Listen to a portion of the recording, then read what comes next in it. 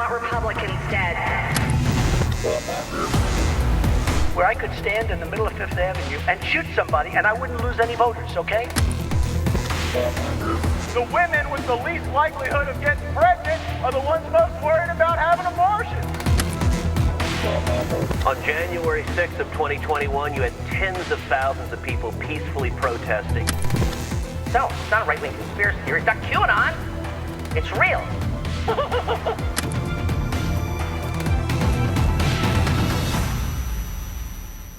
Our guest today on the enemies list is Brad Meltzer.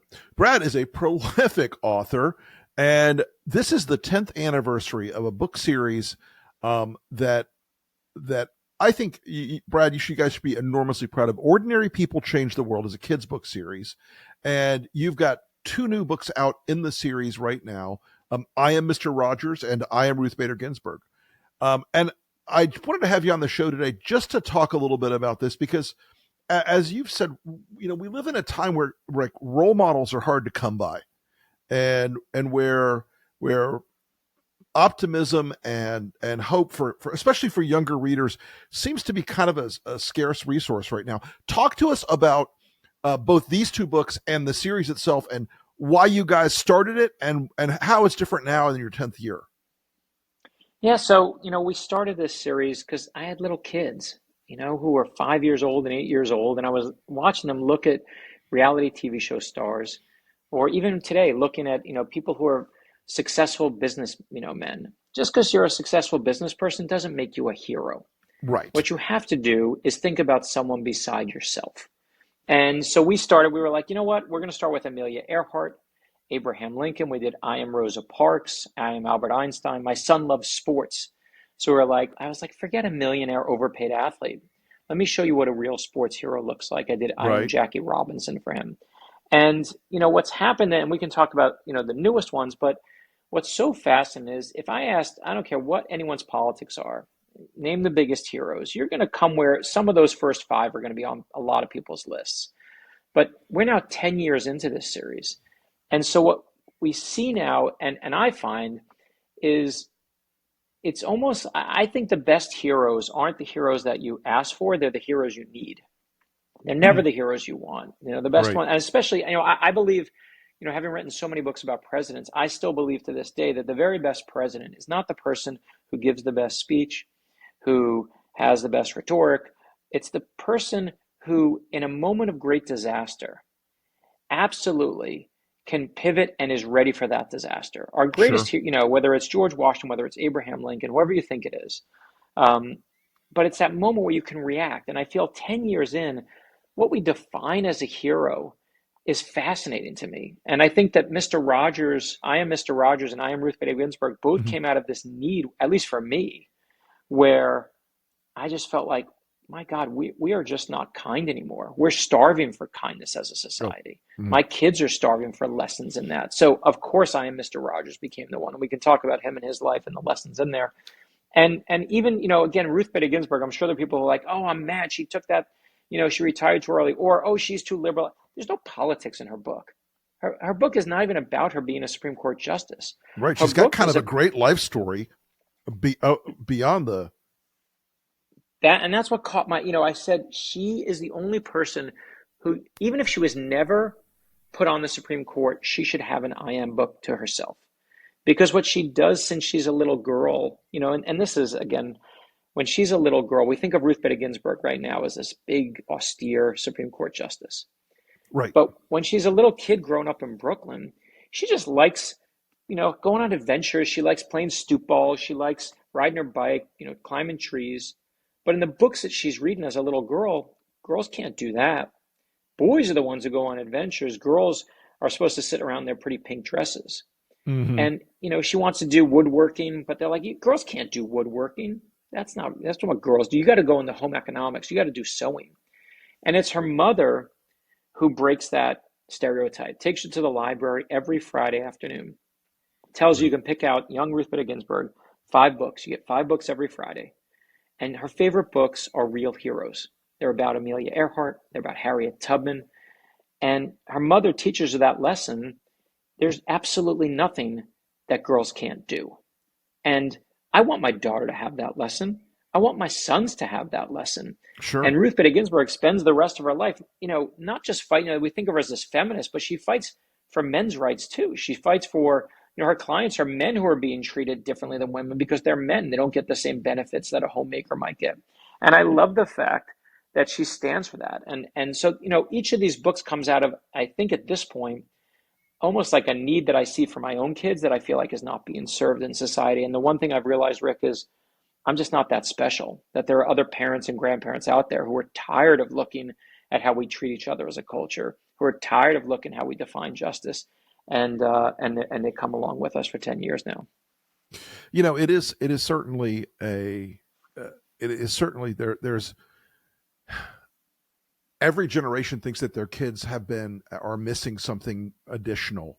I mean, I feel like I was raised by parents who read to me when I was a little kid all the time. And I got all the great books and the great stories and all that thing. And I tried to do the same with my kids, but it always feels like there's so many other dynamic pressures luring them away from stories that are meaningful and stories that have a sense of purpose and optimism and that show them life lessons. Look, a kid reading 2 or 3 of these books is probably going to benefit a whole lot more than a kid who spends the same net amount of time scrolling through TikTok. And that's it. Listen, I'll tell you what came out. My kids, again, scroll through TikTok and Instagram just like everyone else's kids. And it was driving me crazy. And we all are sitting there scrolling through TikTok. Sure. We're all sitting there scrolling through Instagram, scrolling on our Twitter feeds, whatever you want to, But Mr. Rogers came out of my need that I was like, wait a minute. Mr. Rogers stands for the idea, we got a fire hose of the news right now. We're all scrolling and scrolling as fast as we can. Always. But Mr. Rogers is always about what? Slowing down.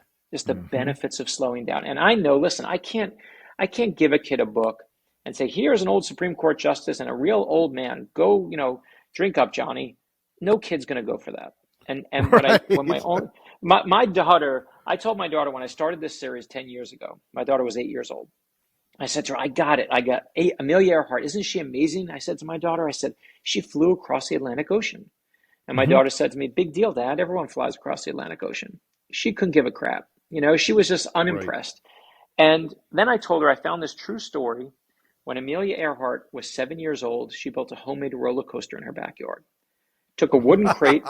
She put roller skating wheels on the bottom of the crate, shoves it to the roof of her tool shed, puts 2 giant pieces of wood coming diagonally down the side from the roof, gets in the crate on the roller skates, comes flying down these 2x4s, crashes, totally crashes. It doesn't work at all. Right. But she says that moment when her stomach bottoms out from under her, she's like, I wanted that feeling back again. And that's the first moment Amelia Earhart ever flew. She's 7 years old. And my daughter is like, Dad, tell me that story again. And I'm no genius. My daughter was the one who made me realize they don't care about when she's a justice. They don't care when he's a TV star. Right. Tell the stories when these people are kids. So you see Mr. Rogers as a little boy, and I am Mr. Rogers, who's bullied. He gets picked on, kids chase him home from school. And he's sick a lot, so he's made fun of. And he gets so mad. You think Mr. Rogers is some kind of perfect, ideal, but Mr. Rogers gets so pissed off that he sends away for one of those in the back of comic books, like those things that, kick sand in my face and I'll get you muscles if you just order here and cut out the coupon. Right. And if you laugh at that joke, you're old, right? I mean, we're all old. Anyone who remembers that. And I remember those things, but he gets those, tries to get the muscles, does the pull-ups, does all the stuff. And of course it does nothing, but it's his mother who he sees his mom, and his mom says to him, listen, she doesn't even say it to him. She said, I'm actually telling her wrong. He sees her mom at school, finds out that there are kids who don't have shoes. And the nurse says, listen, I got a kid here who can't afford shoes. So the mother buys a pair of shoes, sends them to the school nurse, never takes credit for it. And then the nurse says, well, I got another kid who needs this shirt, and I got another kid who needs furniture. Mother starts sending all this stuff, never takes a single lick of credit for it. And Mr. Rogers sees his mother doing this. And what does she realize in that moment? He realizes that she's teaching him how to be a good neighbor. And she tells him, when you're scared what you see in the news, when you're scared in your life, you got to look for the helpers. The famous quote we all know, right? Yep. We've all heard that. Look for the helpers. And I'm like, That's what my kids react to, because they're not going to have their own TV show, my kids. But we all know what it's like to be bullied. We all know what it's like to be pissed, and we all know what it's like to want some help in this world. And how do you do it, man? You got to change the world by changing yourself and be a good neighbor. And that may sound hokey. It is not. I know it Sure. sounds naive, Sure. but that's an idea worth fighting for. I think it really is. I think, and again, I think that there's just, we have social media has accelerated the sense that parents have that there's some sort of like Gresham's law where bad stories drive out good. And I don't think that's true. I think good stories and good storytelling have always had a power at every generational level to move people and to inspire people. And so I think these two stories in this series are kind of really relevant for our time, because there has been a very sharp uptick in public cruelty and in the sort of scorekeeping on social media of who can be the biggest asshole. And I think that in the Mr. Rogers stuff, that, it's funny because it's a show that was made on television in the 1960s, and even today, kids can sort of get it when they see Mr. Rogers still. They still sort of understand. That's what's crazy is that I thought to myself, my kids aren't going to like it, and they're mesmerized. When I put on a clip, these kids are used to TikTok dances, like choreographed insanity that's moving 1,000,000 miles an hour. But there's something universal about kindness. There's something universal about service. There's something, that makes you feel good about those things. One of the things in both books that they have in common, and again, I don't plan this stuff, I just find it, but it's amazing to me how, again, you got to listen to the universe. The universe presents what you need. I work on these books a year and a half to 2 years in advance. I have no idea when I'm doing Ruth Bader Ginsburg, and I see this scene a year and a half ago, that she goes by a motel when she's a little girl, and she sees a sign that says, no dogs and no Jews. And it's the first time she sees anti-Semitism face forward right there. I have no idea a year and a half later where we're going to be in society, what's happened in Israel, where we are as a culture. I don't know that that's now the most important page in this book. And I say in the book that what she sees that day is that hatred is a tear in society. And her mother teaches her, you have to repair those tears. They're going to be there. So on her birthday, to teach her how to do it, because there's one thing, we all know that's bad, but how do you teach your kids? And she doesn't say, go be a good person. That doesn't work. Anyone who's a parent knows that. What she does is she takes young Ruth Bader Ginsburg, and this is when she's a little kid, 10 years old. She takes her every birthday, instead of throwing a birthday party, she takes her to the local Jewish orphanage. And instead of having a birthday party for Ruth, they give away and have an ice cream party for all the orphans, just giving away ice cream.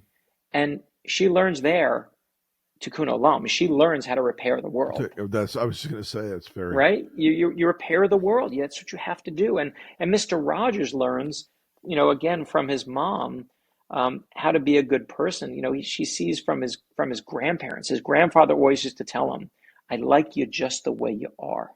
Not that you're special, not that you're selected, not that you're any of that nonsense we give our kids these days. Just, I like you. And he says, there's nothing more powerful than love. And I do believe to this day that, we're all far more jaded than we've ever been. We are far more like, we want to fight. We're rolling up our sleeves, and myself included. I'm sure there are some people listening to this saying, "Oh, what a nice guy!" Like, I get just pissed off, right?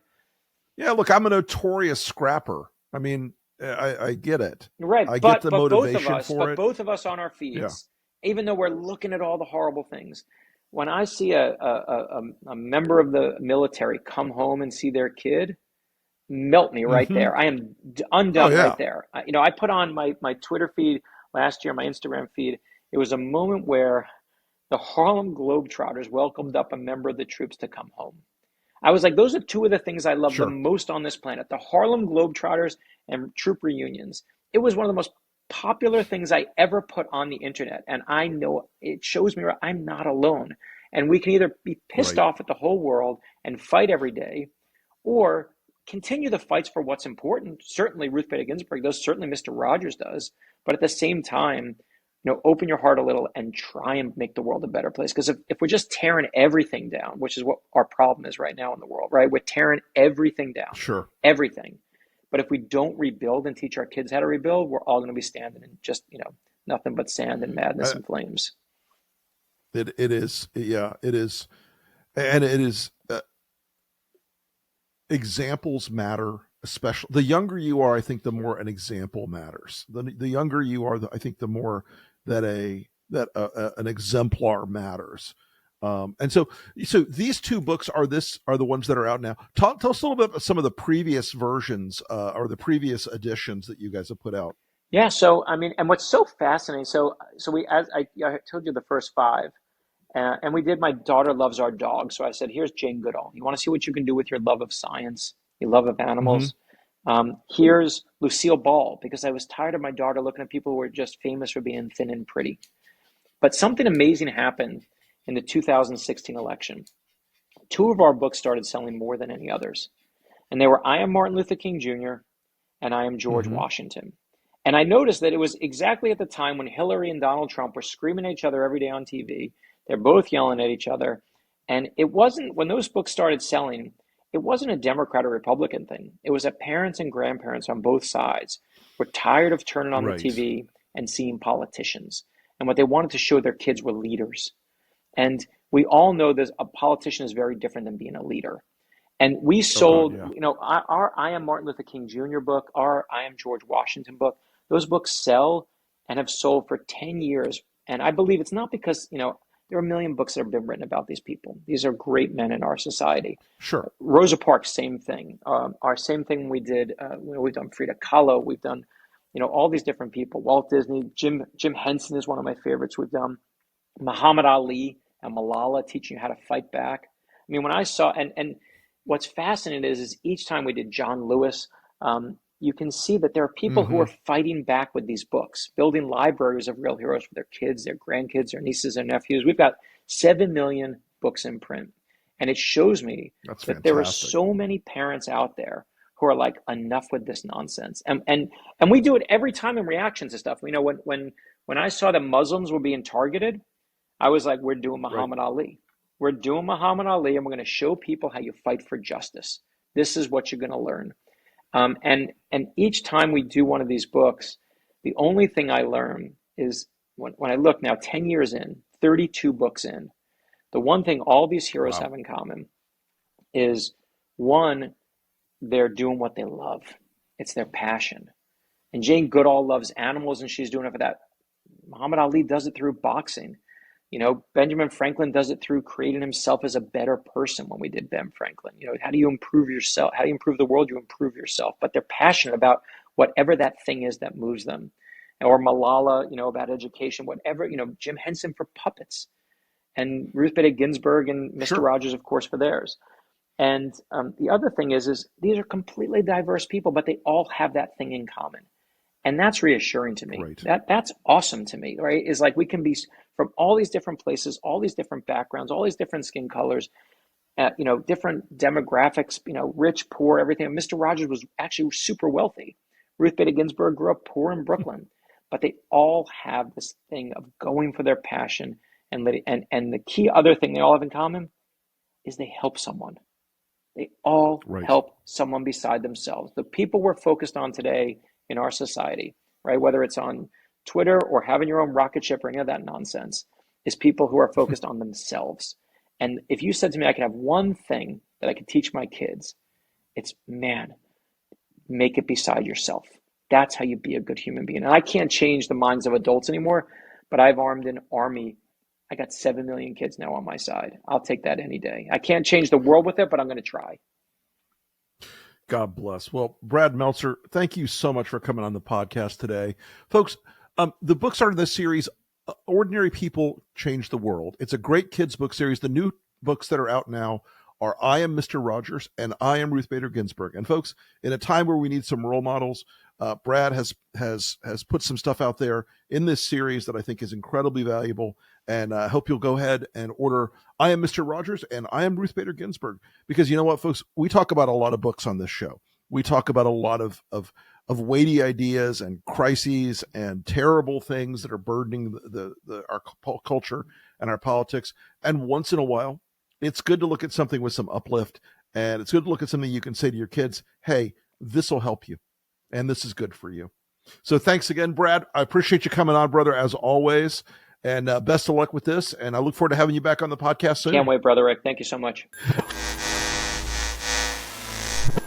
Hey, on today's enemies list, there are a bunch of anonymous Biden campaign staffers who decided they wanted to get their yips out by sending a letter to Politico condemning the president they're working for on his position on Israel.